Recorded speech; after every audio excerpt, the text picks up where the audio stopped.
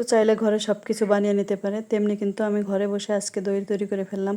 তো আমি দই তৈরি করার জন্য এখানে 4 লিটার পরিমাণ দুধ ব্যবহার করেছি এবং পরিমাণ মতো চিনি। দুধগুলো আমি ছেঁকে নিয়ে চুলায় বসিয়ে দিয়েছি এবং এতে আমি পরিমাণ মতো চিনিটা অ্যাড করে দিয়েছি এবং 4 লিটার দুধে আমি 1 কেজির একটু কম চিনি ব্যবহার করেছি। সম্পূর্ণ চিনিটা ব্যবহার করলে মিষ্টির পরিমাণ বেশি হলে দইয়ের স্বাদটা কিন্তু থাকবে না।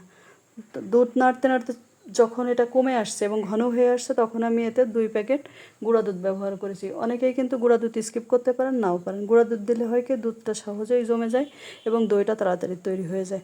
তারপরে আমি বাজার থেকে যে টক দইটা আনিয়ে রেখেছিলাম ওটা কিন্তু আমি দইয়ের পাত্রে হাত দিয়ে সুন্দরভাবে মেখে রেখেছি এবং বাকিটা টক দই কিন্তু চামচ দিয়ে এটা ফেটে নেব আমি, কোনো রকম যাতে দলা না থাকে। দলাগুলো থাকলে কিন্তু অনেকটা সময় দুধটা জমবে না।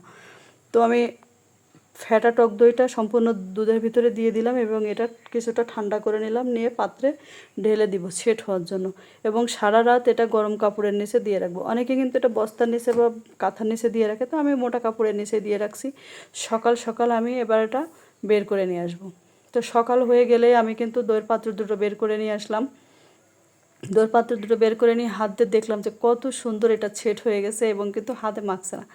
খুব সুন্দরভাবে দইটা কিন্তু হয়েছে এবং বাজারের দইয়ের মতো পারফেক্ট হয়েছে এবং এটা আমি চামচ দিয়ে কেটে দেখাবো যে আসলে কত সুন্দর দই হয়েছে এটা। তো দেখেন, মাশাআল্লাহ, অনেক সুন্দর হয়েছে।